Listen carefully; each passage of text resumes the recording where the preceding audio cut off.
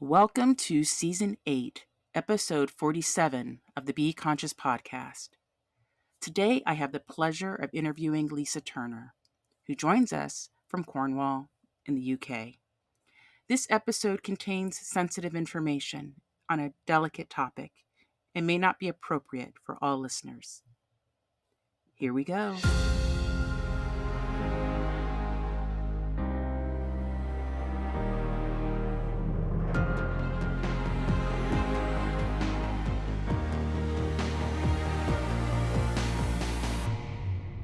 Welcome to the Be Conscious podcast, the show that brings you enlightened perspectives on the frequency of money, life's many challenges, and those heavy feelings that may be holding you back from living your best life.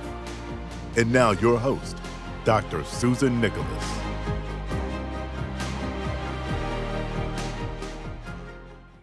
Lisa is the founder of Set Freedom, a spiritual and consciousness awakening organization specializing in training professional coaches and practitioners. Her signature process is Conscious Emotional Transformation, or CET. Lisa developed CET, a psycho-spiritual methodology for releasing trauma and rebuilding neurology for success after being trafficked and kept as a house prisoner for 5 years in her teens by a pedophile. Lisa believes SET can heal in a matter of hours in what has taken other therapies years to achieve. Lisa has used SET with the military to treat PTSD, MPs, business leaders, and entrepreneurs to assist them to achieve greater success with ease. With a PhD in mathematical modeling, Lisa applies the same scientific rigor to understanding our emotions and how we can evolve through raising consciousness. Lisa is a published author of 5 books, one which is currently being developed for a film. Lisa, welcome to the Be Conscious podcast. Thank you so much, Susan. It's my absolute pleasure to be here. Lisa, it's lovely to have you. I have looked into your work, into your background, but for our audience, would you share with us, could you take us back to your early childhood, say the primary years? We would call that, kindergarten, first, second grade in the United States. But if you go back, if you can help us to frame your story, what was your childhood like? What were you like as a person? Can you describe your family and the environment that you grew up in? Yeah, sure. So some of you may notice when I speak that I have a bit of a strange accent. So it's partly English and partly I have a little bit of an Australian twang, which is that's where I grew up. I was actually born in the UK. My parents emigrated to Australia when I was 2, so I've no early memory of the UK. But so then I grew up in Australia, and my parents were entrepreneurs. They were business owners, go-getters, and I had a really happy childhood. It was kind of beaches and sunshine and barbecues and the classic, pool parties that you would imagine, an Australian childhood would be. When I was 12, I first met, he was at that time, he was just my music teacher. And over the next couple of years, he systematically groomed, and I didn't know this at the time, and I didn't even realize fully the extent of it until much later, but he systematically groomed me until, groomed myself, but not only me, but also my parents. And by the age of 14, actually it was earlier than that, it was about 13, 14, I was having a full sexual relationship with him. And then when I was 15, he persuaded my parents to send me with him to the UK. And that's when I became essentially a house prisoner with him in a flat in London. So I was not allowed out. I wasn't allowed to speak to anyone. I was allowed to go to school after a fashion, but and this is the way they kind of do this mind messing with you. He persuade like I was convinced he could see everything I was doing, even if he wasn't there. That I was absolutely stalked and tracked everywhere. Of course, nowadays that actually wouldn't seem that weird, but remember, this is the mid 80s. So I obeyed everything he told me to do. He controlled everything. He controlled when I slept, when I ate, what I did, what I wore, what I read. And I was basically taken through the entire grooming cycle. And I eventually managed to escape just before my 20th. Sorry, yeah, just before my 20th birthday. So I was there just under 5 years. Hmm. Lisa, this this is I think a very relevant story, and one that's coming up more and more as we're becoming more awakened as in humanity. Just awakening to particularly what we call the patriarchy and women's empowerment. Just even awaken to transformative energy and consciousness. But can I go back to this 12-year-old Lisa who was learning music in the family? Sure. So what instrument were you playing, or were you singing? Like, what was this music about? Was this a big part of your life? Yeah, it was. At the time I used mostly singing. I was learning the guitar really so I could just, accompany myself and learn a little bit more about, the sort of structure of music, I guess. But mainly it was singing for me. That was my passion. Yeah. And what was the family dynamic? Do you have siblings? Are you an only child? I have an older brother, and I would say my family dynamic, it was pretty typical. But I'm a Gen X, so we were latchkey kids, and which was normal at the time. I know that's not so common now, but it was very normal at the time. And it was not a perfect family, but because that would have been weird. Because what is perfect anyway? Hmm. But there wasn't anything like fundamentally wrong. There was just, we were just a family. So, yeah. I guess kind of what strikes me in this story is, how does a happy, normal, you know, next to normal family, kind of the nuclear family, two kids. I don't know if you had a dog, but just a nuclear family. How I mean, how do your parents not know this is going on? And like, was there this just blank trust in this music teacher? Because I imagine, and you can help me. Maybe Yeah. this Yeah. is wrong to imagine, but if I am 12 or 13 and I begin a very adult relationship with a an adult person, Yeah. um, I feel like in myself, like as the child person, I would have changed, and that would have been noticed. Yeah, I mean, and this is a question that a lot of people ask. It's like because there's this myth. One of the pieces of like my life's work now is to bust a lot of the myths. One of the myths around pedophilia, because essentially that's what it was, and trafficking, because essentially that's what it was, and grooming. One of the myths is that the child is from a broken home or a damaged home, and the groomer kind of hooks them in that way. And actually, that is Hmm. not. Sometimes that's the case, and sometimes not. So, what is the like? What is the define? What is it that they do?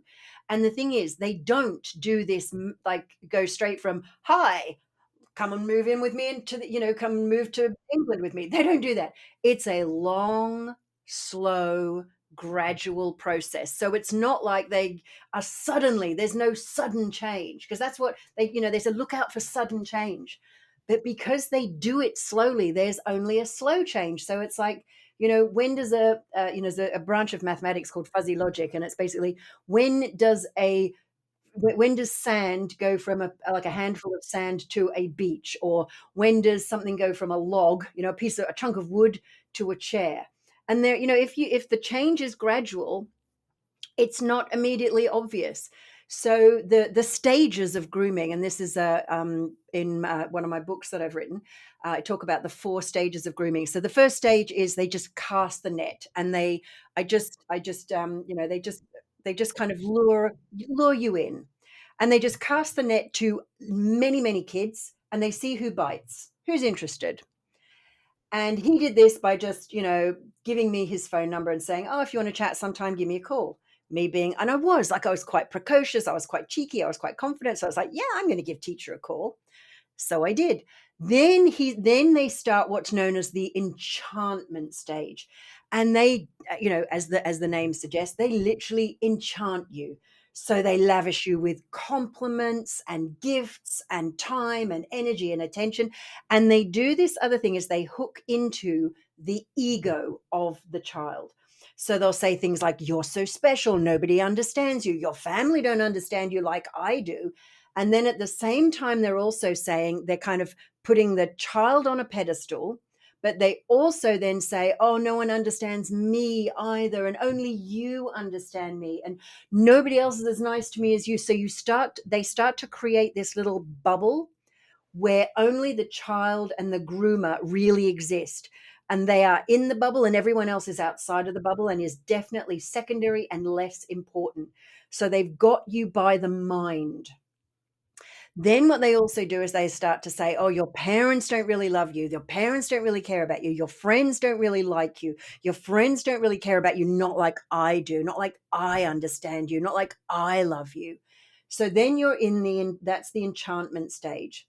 Now, the next stage is where they start to move into, they start to test, and they start to manipulate.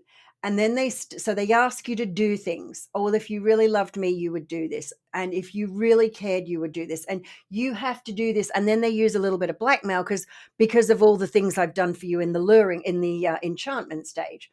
Obviously, they won't use that language. Mm-hmm. So there's this whole piece of, so now you're in the kind of blackmail and manipulation phase. Then they're testing and manipulating, and each time, and now I was lucky because I didn't get hooked on drugs, and I actually honestly don't know how that happened, because I know other girls in the ring did get addicted to drugs. And that's one of the ways one of the things they often use to trap the child, because now you're addicted to drugs, and the handler is the only source. So there you go, they're hooked. Then the final stage is the exploitation. Now, my exploitation stage was slightly different to many others, because many others, they put you through prostitution. Now, this is where a lot of people criticize my mum for, because what she did was something very, very radical. So she initially, and I want to be really clear, it's like she did not say, "Yeah, go and move to England and we'll never see you again, bye." The initial was, "Let's go, yeah, go to the UK, go to London, spend some time there, go and visit your nana, my grandmother, and my aunt and your cousins, go and do all of that." And the idea was I would be gone for about a month.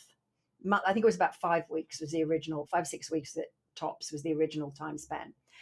Then what he starts to do is, we're still in the blackmail and exploitation. He then starts to threaten to kill himself if I don't A, come sooner with him, and B, then stay with him. So he did that. He did this, "I'm going to kill myself if you don't stay with me," on several occasions. Now, that is a huge burden for a 13, 14-year-old, which is when this grooming is going on, to handle. A 14-year-old, you've got a grown adult who is saying, "I'm going to kill myself if you don't do this." And my mum had I think the wisdom of Solomon in this, because she was thought, well, what if he really does do it? What's the impact of that going to be on Lisa? What's the impact on Lisa if I don't let her go? And what she did, so she let me go, but she gave me an allowance, so I was financially independent, and I didn't need to be exploited or prostituted. And that also meant, I mean, he took all the money, let's be clear about that. I got the allowance, but he just took it all. But it prevented me from being prostituted. um But that also meant we maintained a relationship, albeit a bit weird and long distance and very strained, but she maintained that relationship with me, and she phoned me every single week, and we had a phone conversation every single week, even if sometimes I barely spoke to her, because I'd been told, don't you ever say to it, don't you speak to your mum, you can pick up the phone but you're only allowed to. And he was literally listening in and telling me what I was and wasn't allowed to say. So when I decided I wanted to leave, I had a contact and an escape route. So that's, I mean, so I hope that's answered the question. I was like, because that's really the question. It's like, how did it happen? How is that journey? Like, what is it? And it's like, it's the fuzzy logic. There's no like, oh, I'm a normal 12-year-old, and then I'm, whisked off to on a Saturday, and then on the Sunday we're going to the UK, and you never speak to your parents again. That's not how it happens. It's a long, slow, gradual process. I I have to go back to, you said the four steps where they cast the net. Yeah. And you said it's a wide net, but they see who bites. So you say I bit the line. I took the bait. And that's what I'm to me that's where I get kind of, that's where my consciousness questions, or like that's where my alarm goes off. It's like, who's biting and why are they biting? So like if I let me just share this. I remember when I was about that age, I was 12 or 13 years old, and there was this older boy, like maybe 19, like an older, like someone I didn't even know, but it was someone, it was a known person in the neighborhood. Um, and someone said to me, "Oh, this older boy likes you." And I remember thinking to myself, I was like, what? Like, not, I'm in literally like in the seventh grade, and this person's like college age. I'm like, it didn't make sense. Like, I literally got confused. And I said, why would they be interested in me? I'm a kid. And I remember thinking that that person, something must be wrong with that person, right? I literally, like, my it's like my alarms went off, and I was like, I am not going anywhere near that person. If I perceive that we're walking down the same street, I am crossing over and I'm getting out of this person's view, because I thought that was so unusual that an older, like a man, would be interested in me, and I'm a child, I'm still a kid. And so like when I think about that net, I'm like, well, who gets caught in it? Like, who doesn't, who's inner alarm doesn't go off. And then it's not just like you as, I'd say, okay, maybe we can excuse a child, kind of. Maybe we can say, all right, maybe they don't know. But what about the parents? What about your dad? What about your brother? Like, nobody thought something's up. And yeah, I mean, and to be clear, he didn't give me my phone number saying, "Hey, let's phone up and go, phone me up and we'll start dating." The pretense of giving me his phone number was, "Oh, if you ever need anything, if you ever want to talk, I'm here for you." So it seemed very innocent. I guess I'm still, so it seems like, in a short amount of time, you say 12 to, I'm in the music lesson, and then 13, I'm having this full sexual relationship. Like, to me, like, that's a short amount of time.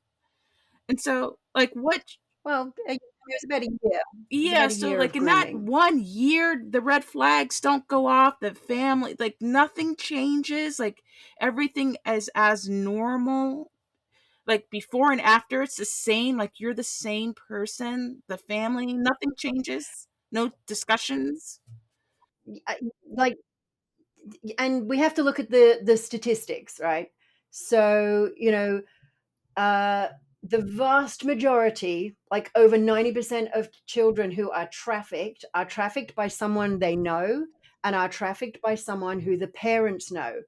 So the answer to your question is no, nobody picked up, because they are that clever at doing it slowly, gently, gradually, so that it doesn't get picked up. And And to be clear, it probably is picked up by some kids, and but by some kids and by some parents, but by the vast majority, they had no idea that this man, or this adult, was anything other than a supportive, caring member of the family.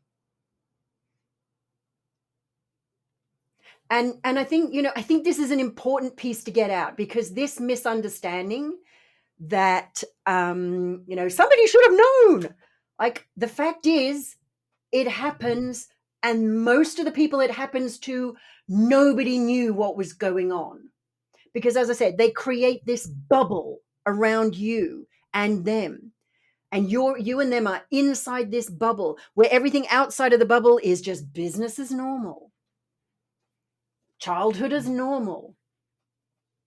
I mean, I don't know how else to explain that to you, but like, that's how they do it. And like, you could just go like, maybe I was just stupid. But here's the thing, like, I might have been just stupid, but then so was everyone else who was trafficked. And one of the reasons, like, you can probably sound, I'm quite passionate about this. One of the things here is I have worked with so many people who I've been toe to toe with in my therapy chair, and they are sitting there going, I must have been so stupid. And like, part of the work is, do you know what? It is not your fault. It is not your fault. It is not your parents' fault. You were not stupid. You were groomed. You were manipulated. You were coerced. You were taken on this journey where your entire psyche was infected with a virus that made you think that there was nothing outside of this bubble that contained your groomer. And I actually think if we go along the, like, oh, people should just notice, like, oh, no, who would not notice? Actually, we're doing a really, really big disservice to the people who get groomed, and the people, or the parents of kids who get groomed. Because I've had parents in my chair, and it's like, how did I not know? How did I not know? And it's like, basically, they are professionals at it. They make it their job to make sure no one knows. It's like, these like these people who friend you on Facebook, and then they chat you up, and chat women up, and it does happen to women. And then before you know it, they've got a sick kid who needs $20,000 for an operation that they can't afford. And it's like, how can they not know? It's like, because they got groomed. It's a different process, but it's because they got groomed. So honestly, Susan, I don't know how else to explain it to you other than that is what happens. And, I don't know, like, I don't think holding on to this idea that, like, well, somebody should have noticed, or you should have noticed, or the kid would have noticed, because it's so slow. It's drip, drip, drip. Yeah, I hear what you're saying. You talked about a myth of someone looking from the outside saying something had to kind of there had to be a red flag. Okay, so let's say we assume that there were no red flags. Um, when I think about it, maybe this is also a myth. When I think about the in popular media, when you hear about trafficking, you do hear a lot about the prostitution and the drugs. And my thinking about that, when I hear things like that, I think, well, they have to give the drugs to the people that see that this is a problem, and it doesn't sit well with their soul. Like, they're not comfortable with it. Like, they're truly being forced to do something that goes against their grain. And like, to be able to stomach it, you have to almost be intoxicated or out of yourself. And so when I think about the people that, let's say, get caught in the net, but they know something's not right, and for them to, I guess, stick with it or stay in the program or get programmed, whatever, they have to be intoxicated to do it. Like, it wouldn't be something that they could do in their right mind. And I think you've hit the nail on the head there, because what the groomer does is they take the child out of their right mind, And they do this. They literally cut the child off from their source.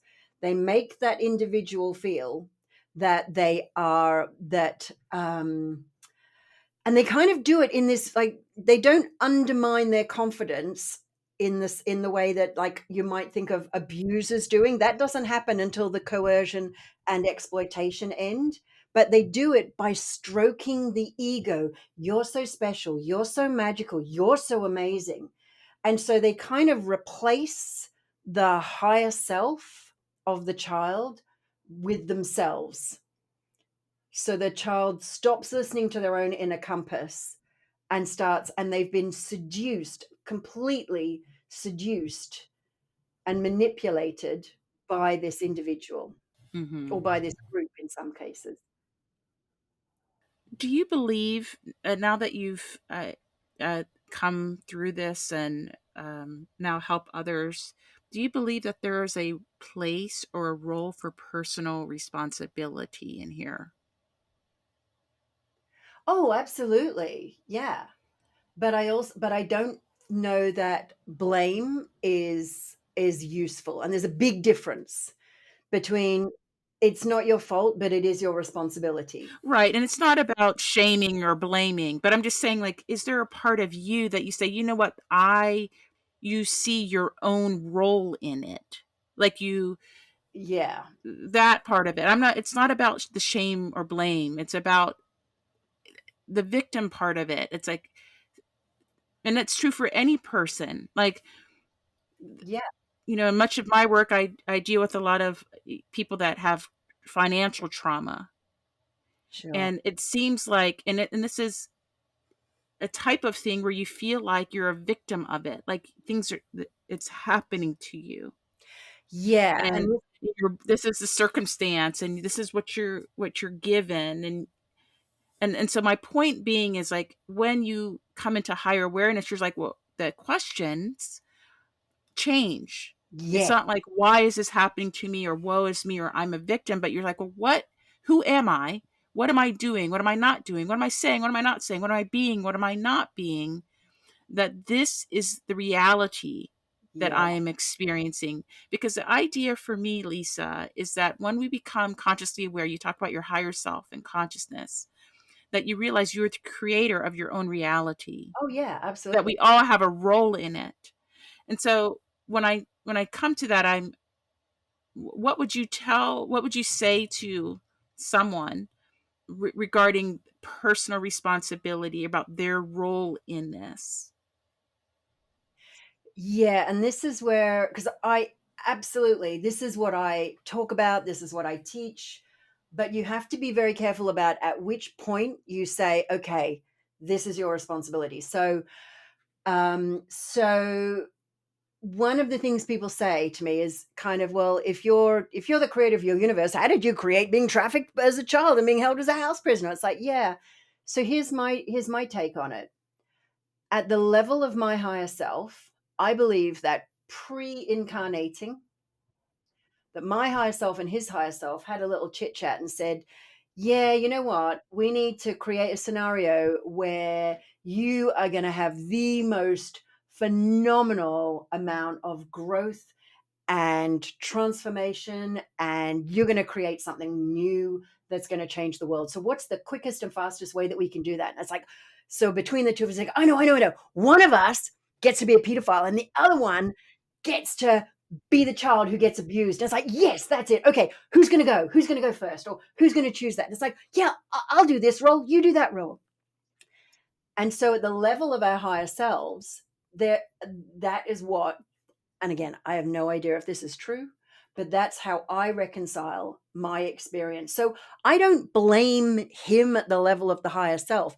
I do talk about the mechanics of how the process happens because I think it's really important to move away from the blame, but into the responsibility. So it's like, well, how did I create this scenario that looked like me being in a totally abusive situation so that I could learn how to be personally Hmm. empowered, Hmm. so that I could go on this journey. So when I did escape, I was training to be an engineer, completely destroyed in terms of my psyche, my emotional resilience, my entire personality. I didn't even know, I had no idea who I was. And I went on this journey to figure out how to heal. And I tried everything. I tried everything from like the really, the psychological, the psychiatry, the psychology. I saw psychologists, I saw coaches, saw therapists, all these different therapies. Some worked, some didn't. Then I went down the rule, and it wasn't necessarily like alternate. Like I was doing both of them at this, similar times. I also explored all the esoteric, from Western mystery, Eastern mystery, shamanic healing. Some of it worked, some of it didn't. And then what I did was I put on my research head, if that makes sense. I put on I got into okay, let's figure this out. What's working, what's not working? Why does it work? And then what I did was I put together all the pieces that worked. I figured out the mechanism, including the use of everything from high vibrational energy work, high consciousness, high personal responsibility, but also neuroplasticity, and using this combination of things. So I created a change mechanism that enables people, like, there's a lot of therapies out there that absolutely do work. And I am not dissing them at all. But a lot of them work on the basis like, here's somebody with a problem. Oh, now that problem is solved. What the methodology I developed, conscious emotional transformation, does is it does a couple of things that are different to most healing modalities. One is it takes people back to their pre-traumatized state. So is as if the trauma never happened. And to my knowledge and I'm still doing research, no other modalities don't seem to do that. The other thing that it does is it actually expands the nervous system. There's this about a 3 to 5 hour window post change, where the neurology, the synapses are still fluid and flexible, and you can actually reinstall, you can re-imprint with new empowered both memories from the past. So you kind of you rewire you don't change the event, but you change their experience of the past. And that's kind of how it turns it to the re-traumatized state. But then what it also does is it opens new neural pathways. Mhm. So the person is expanded and they can experience even more love, even more growth, even more emotional resilience. And, so to come back to your question about like, where does responsibility? Heck yeah, I did this so that I could create Set. I chose this. I chose this. Right. So I love that you kind of tapped into this idea of this conversation on the other side of the veil between two souls or two spirits that before they incarnate, they say, okay, these are my lessons. And this is going to be the scenario that brings about that shift or that lesson. I just, when we look at life, and I actually agree with this, I believe it myself. I've had many out of body experiences through my own conscious awakening, where now recognize that there are no accidents or coincidences. It's how we perceive things. We perceive this, like you said, abuser or victim.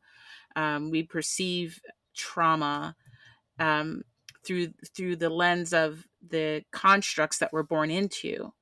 We and so Yes. it's not necessarily that. I mean, some things do disgust us, like they hit us at the core of us. They don't sit well with us, but they're not meant to, right? They were meant to evoke change and Yeah. transformation. And it's kind of like we've heard a lot about the burning forests, and in that process of that destruction or that fire, that hot fire that just sweeps through, that is a necessary process to re-nourish the soil to grow something new. It's a transformative process, and we tend to disallow it, or we try to resist it, because we encroach our homes and our businesses on the forest. And so the forest goes, and thus so goes our home, right? And so we try to stop that transformation, but it's a natural part of the forest replenishing and regrowing itself. It's like essential. And so I think Yeah. we have that kind of flame inside us too. Like this is a philosophy that I've come to understand. is that when we are born into this universe, we're born into it for a very, very long time. And that we carry this energy, this, I would say there's a very long, infinite, if you will, thread that is you. And it Mm. comes through many incarnations, many generations, many, many past generations. It was all, everything that came before you is a part of you in some way, even if it's what we think is infinitely small, or we think it's less than 1%, but it has an impact. It's with you. And we can probably get to a consensus that we inherit, the genes of our ancestors, that create the genes that create the physical part of us. But what about the same genes that encode for feelings, that encode for emotion, that encode for our personality, the intangibles, our thoughts, like our beliefs? Could we also inherit those things from past generations? And furthermore, could we need to be clearing some of those energies from past generations?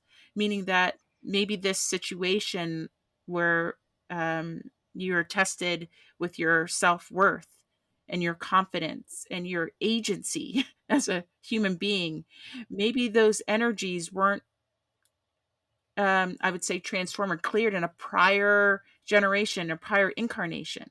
And then you're set here now in this embodiment, in this time and space, to do that work. And this is what it looks like for you to do that work. And so I think there's a lot that I think occurs behind the veil, that we are when we are born, have amnesia. Like, we have a severe case of amnesia of why we are here and what we are to do. And so we go through all these scenarios, these experiences in life, um, to ultimately transform these energies. And the idea, I think, Lisa, is that we don't get no we notice that nobody comes into life with like their blueprint, like, okay, this is who you are, why you're here, and what you're meant to do. That it's all like experiential. Like, I think this is why we're in a third dimensional space like Earth, because we have to experience it. Everything is meant to be felt, even those lower emotions and those energies that don't feel good. But the idea is that those lower energies, those denser energies, those what we call painful energies, I believe that they are with us and we feel them because they are meant to be transformed. It's like a opportunity for us to finally wake up, consciously, to transform that energy into something higher and more, I would say, life affirming, and positive. Yeah, and like one of the there's so much to unpack here because so one of the dangers with any, it's not danger, but one of the awarenesses when we explore a concept like trafficking and grooming is when we're looking at it from the level of the third dimension. It's easy to ask questions like, well, what were the triggers and what were the signs and what were the red flags? But and it's like, that's actually, it's like, yeah, we can do that, but we're missing the whole higher dimension of the spiritual aspect, which was, absolutely, I chose this. But until I'd gone through a level of awakening, I couldn't be at the place where I could own that, because you have to understand, Mm-hmm. like, the individual has to recognize, well, what was the empowerment within that, I guess. What's the awareness? What's the learning? What's the growth? Right, right. And one of the things, the sort of paradigm shift that I've been talking about more and more is this, because one of the ways that set works that brings about a paradigm shift is this concept of the idea that there's actually only one energy or emotion, if you like, and it is love. And when we talk about positive and negative and light and fluffy and high vibe and low vibe and it's bad and we have to get rid of it, we have to transform it and punch it in the face or whatever because it's bad. It's like, actually, it's all just information. It's just information. It's like, so, when I'm driving my car along and I look at my, as you would call it in the States, I think the gas tank, Mm-hmm. the dial. what we call the petrol tank or whatever, the fuel gauge.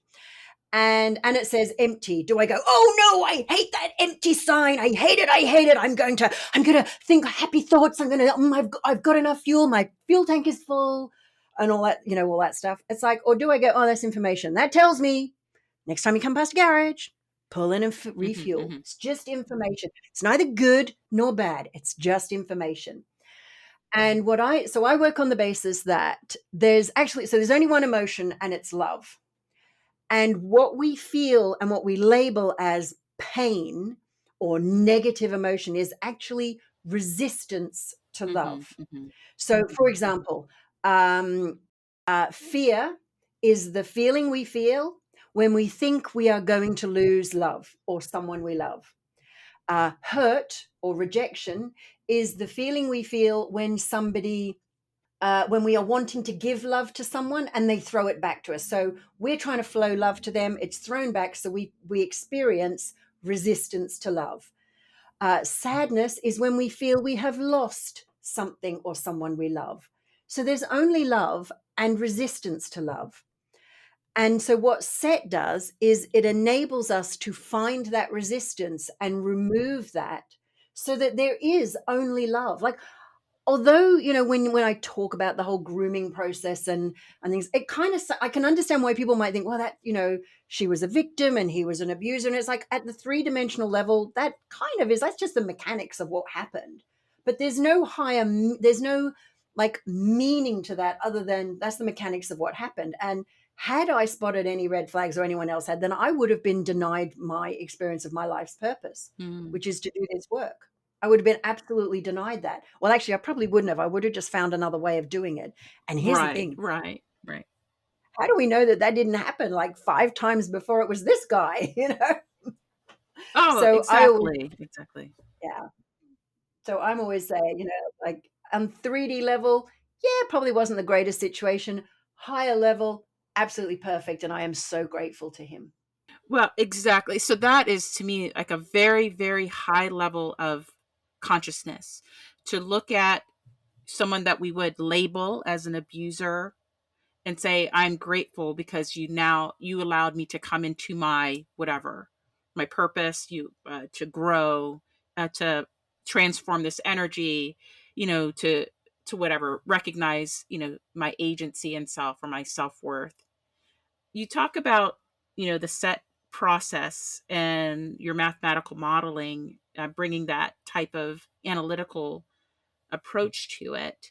Would you be willing to take us through maybe like a little bit of coaching? And so I think I mentioned earlier that much of the work that I do, my conscious work, is to break cycles of generational poverty. And again, many people are born into that, and they feel trauma related to, I call it their money story. And to me, it's an infraction on their self-worth. It's like people don't feel worthy, or they don't feel Sure. deserving, or they don't feel good enough in some way to receive or to have whatever they need to survive. And I think what's tricky about the poverty story is that often we're born into it.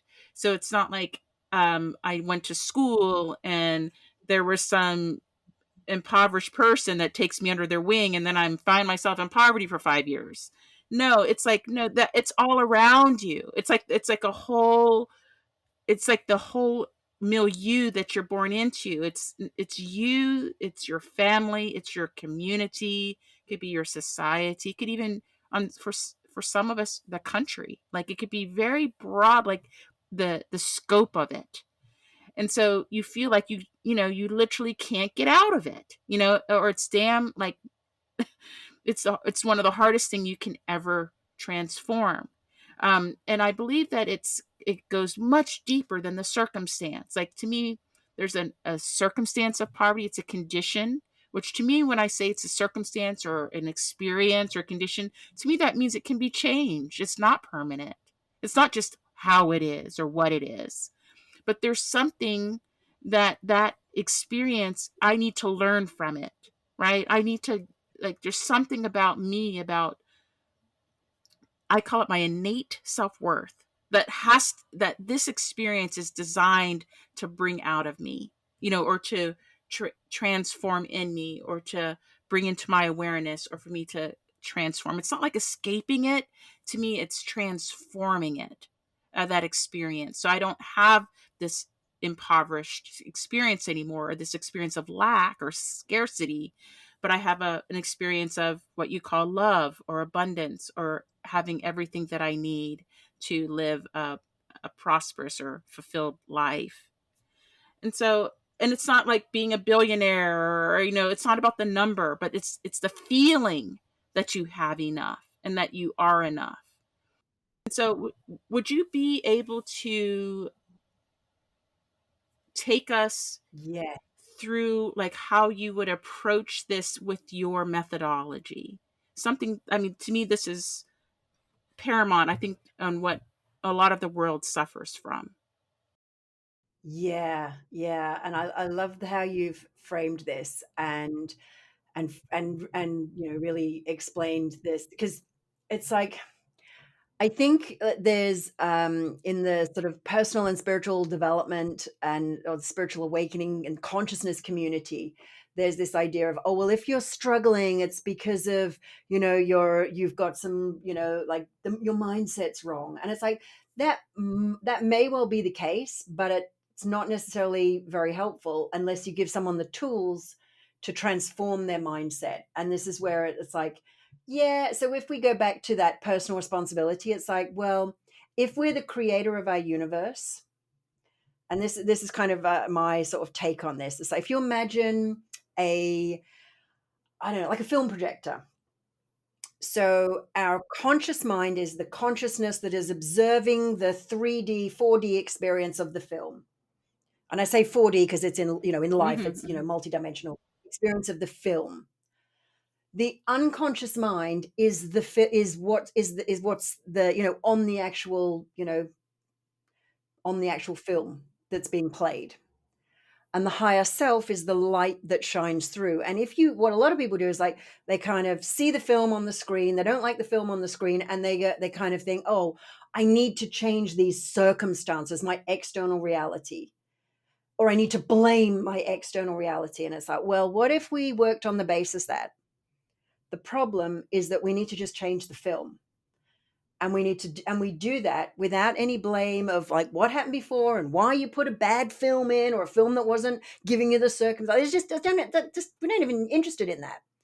It's like, if you got a stone in your shoe and you're walking along and the stone is like hurting your foot, do you stop and analyze how you were walking and what was happening on that day and the weather and who you were talking to and what you were saying and how you were, the type of stone that, or do you just take the stone out? Yeah. It's like, so we just take this. So one of the ways, so I'll walk you through the process, sort of from a, like, these are the steps we take someone through, Okay. and then we can do a very, very quick rapid release if you want. Yes, I would love that. And before we do that, so this film projector analogy, I had another guest on my podcast named Tiger Singleton who brought this to me, who uses a similar analogy, and I've thought about it too. And the way that I have expressed this, and I've said this a few times on other episodes, is that if you imagine those old film projectors, and there's a light aperture, there's a aperture that the light comes through. To me, that is that is your soul, like you call it your higher self, and that, to me, that aperture is what is at your heart center.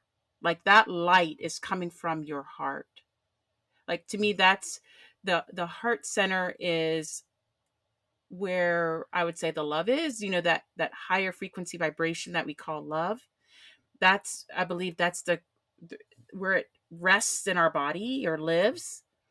And the idea is that when we have love, like that, what beams out in that light that comes out shows a love story, right? So the projector, projects its image out onto a screen. And so I think about, like, if I'm in the audience and I'm watching a film and I don't like what's on the film, what do I do? Do I go and chop up the film and cut things out and cut people out and paste things on there? No, I have to go back and I have to change, like you said, the film and the projector. And then what that and it has to come through my heart. Like I believe we manifest, or that we create from that vibration of love from our heart center.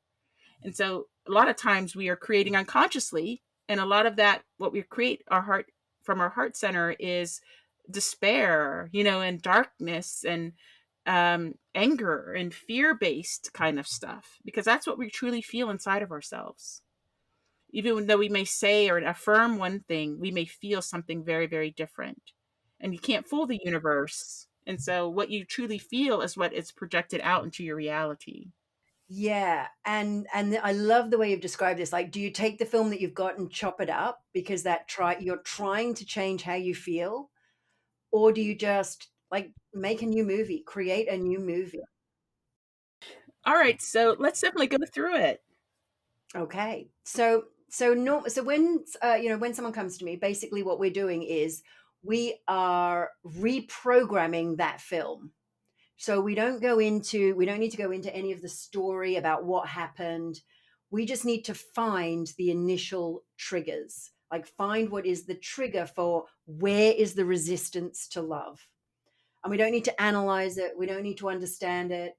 And we don't need to try and deny it and pretend it's not there. We need to find it and bring it into awareness. So that's the first step. Then what we do when we bring it into awareness is the next step is we actually the best analogy I can describe is we basically take it to a higher dimension using higher consciousness and a higher form of energy. And that's what the certified set practitioner does, is that they are able to use something called a transcendent field to take the energy of that resistance to a higher dimension, which then reprograms the nervous system, reconnects them to source wherever they're disconnected, or whether they perceive that. To be honest, no one is ever disconnected. They just perceive it that they're Mm-hmm. disconnected. Mm-hmm. So we remove the illusion of disconnection. And then and then what we do is we create new neural connections. Now, we're slightly doing this blind, because normally what I would do is I would do some fairly sort of deep diving to uncover exactly where is the root cause of that resistance to love. Mm-hmm. And that does Mm-hmm. involve a little bit of questioning, but this is a rapid release. So we obviously, and we're not going there. We're not doing that today. So we'll just do this rapid release. But what you do need to do is to bring into your awareness anywhere where there is resistance to love. So the way we do this is we ask you in the simplest way. And just before I do this demo, I just want to say is this is the so you are going to hear a version of the script. This is, the IP belongs to Set Freedom Limited and myself. And we ask you not to take this script and then repeat it with clients and assume that assume that this is going to work, because without access to the higher energy that we'd use, we open the practitioners up to on our practitioner training. We do that in an initiation. Without access to that higher dimension, what will happen is you may well get the result for the client, but then it has to go somewhere. And unless you can dissolve it at the higher dimension, it will probably go to you. So the best thing that will happen is it doesn't work. The worst thing that will happen is it does work, but then you end up with it being installed in you because you haven't taken it to the higher dimension. So don't nick my script is a long way of saying that. don't, don't nick my Okay. script. Don't copy this, because number one, you'll be breaking the law, and that's just rude. That's your karma. Number two, Mm-hmm. it may not work well. It may not turn out well for either you or your client. Again, that's your karma. Okay, so the first thing we do is we invite anyone and everyone who wants to participate in this is to answer this question is, do you have a memory from the past, which as you think about it now, and it's from the past, it's complete, but even so, as you think about it now, causes you to still feel a negative emotion? Because that's a sign there is resistance to love. If it's an ongoing event that's experience that's still happening now, then there's probably some action to take. So it's not, we tend not to resolve those. Certainly don't do those first. We always work from the past forward. So assuming you have a memory from the past, which as you think about it now triggers some negative emotion. Then what we do is we ask this question. So just bring that into your awareness. And however you experience this is perfect. And you don't need to understand it. You don't need to analyze it. You don't need to try and make the pain or the emotion go away. You actually just need to bring it into your awareness. And we ask this question. We ask the question, is it totally okay with your conscious mind, your unconscious mind, and your higher self and all aspects of your being for you to remove this resistance to love here today and for you to be aware of it consciously? And assuming you get a yes, if you get a no, then you'll just have to, observe. But assuming you get a yes, now we ask your unconscious mind to bring into your awareness all of where there is that resistance to love, all of that emotion. Now you might feel it, you might hear sounds associated with it, or even have words associated with this pain, with this resistance to love. You might see pictures associated with it. Or you might simply be aware of the emotion and the resistance to love. And however you experience this is perfect for you. Now ask your unconscious mind to get you in touch with all of the emotion and all of the resistance to love. As my higher consciousness goes to your highest consciousness, to remove any and all resistance to love, as my higher consciousness goes to your higher consciousness. And if this isn't okay with you, just sit and listen and observe. But if this is okay and you would like to release this resistance to love, just ask your higher self, your higher consciousness, to just bring that into your awareness as my higher consciousness goes to your higher consciousness to restore and reconnect anywhere and everywhere there was resistance to love, to remove and repair anywhere and everywhere there was resistance to love. And notice as the resistance is removed, the connection's restored such that love can start to flow easily and freely throughout your entire being. And ask your unconscious mind, what do you need to know or learn? What are you pretending not to know? That when you know it and learn this will allow you to easily and effortlessly remove all the resistance to love and all of that painful emotion. What are you pretending not to know that is positive and empowering about you for the future that will enable you to restore and repair everywhere there was resistance to love? And now just notice what those learnings are. Notice what it is that you're pretending what to know. And it might be something like, you are source, you are loved, you are whole, or some other version of that, or whatever it is for you. Now, you don't need to understand this. You don't need to analyze it. You don't even need to try and make it go away. Just pay attention and notice as the resistance is removed, love starts to flow and the emotion releases and starts to flow freely and completely throughout your entire being. Now pay attention to this and just notice when it's gone. Notice when love is flowing and the resistance is gone. Now ask your unconscious mind. We're going to do this last piece, which is the expansion piece. Ask your unconscious mind to go to your higher consciousness and install new patterns, behaviors, and strategies and beliefs, and install them so that they run automatically, so that anytime you want them in the future, they'll be there. And ask your unconscious mind to go to your higher consciousness and your higher self and install new patterns, behaviors, strategies, and beliefs that will enable you to be, do, and have whatever you want to be, do, and have. And ask your unconscious mind to go to your higher self and do that right now. And just notice when that feels like that's complete. And the test for this is, the little check-in is, when you bring to mind that old memory of the past, how is it now? How is it different? Now, for some of you, it may be completely different and all of the charge has gone because we've freed up all of the emotion. That's great. For some listening, that may be only partially changed or not changed at all. And if that's happened, that's because we haven't gone far enough back or we haven't found that root cause. And that's where doing this with a practitioner is advisable. But about 80% of people have some reduction in that charge. So now imagine a time in the future where something similar to that first event, that previous event, might happen again. And notice how it's different. Notice how you're more empowered, you're more resilient. And notice how those events may not even transpire or show up in your awareness. and notice and just allow yourself to be aware of when that feels like that's complete. And so it is. Lisa, thank you so much. That was incredible. I really love that you touched upon what we call the illusion of separation, the separation from yourself or source or love, and that everything that we perceive is just is. It is. It exists, and we charge it with our emotions, our energy, our past, our grievances and whatnot. And our meaning, like we put meaning onto everything. Exactly. Like the thought that I've had about meaning is the only meaning anything has is the meaning that we assign to it. Yes. And sometimes that comes from our programming from society. You know, it's like when we grow up with a societal construct, it's like, Yes, "Oh, this is yes. you should get married and be with that person for the rest of your life, and if that doesn't happen, then that's bad." It's like, "Well, what if that wasn't a rule? Like, what if that Or you're a wasn't a rule?" failure. Yeah.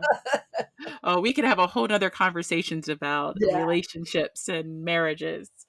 Well, I want to say this has been a very enlightening conversation, and I want to thank you for your time and your expertise and your experience, everything that you bring to this and all the listeners. And, you've helped me a great deal because I think, again, it's part of our programming and conditioning to judge ourselves, and letting go of judgment. It has a way of helping us heal. And whether it's about a personal situation regarding our self worth, whether it's regarding our personal finances, our relationships, our experiences, I think a key in allowing these transformations is to release judgment. And like you said, return to love, return it to love. Yeah. Well, Lisa, I would love if you could share with our listeners how they can best reach you, learn about your works, your website.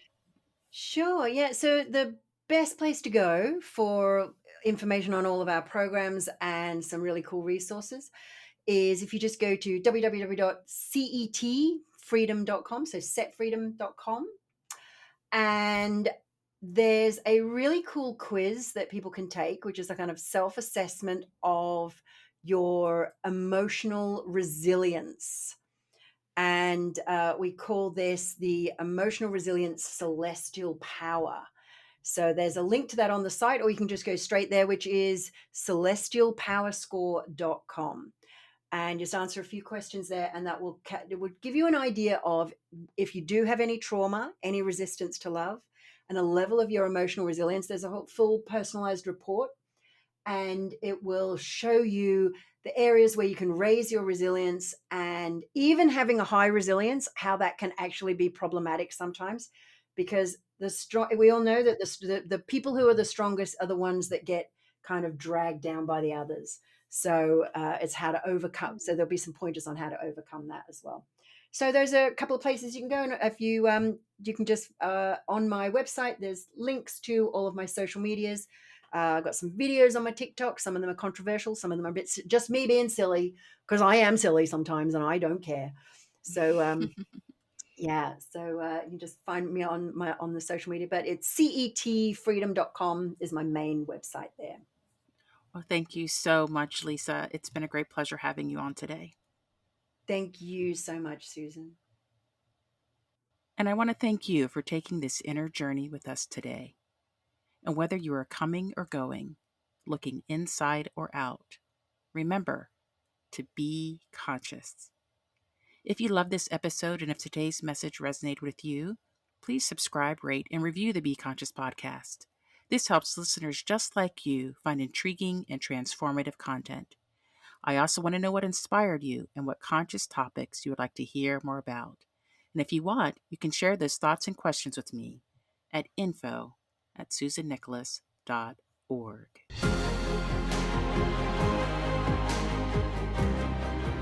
Thanks for listening to the Be Conscious podcast with author, TEDx international speaker, and conscious coach, Dr. Susan Nicholas. Be sure to connect with her to stay up to date with her latest news and works. Learn more about her conscious speaking platform at susannicholas.org/speaking. Stay tuned for the next thought-provoking episode. And whether you are coming or going, looking inside or out, remember to be conscious.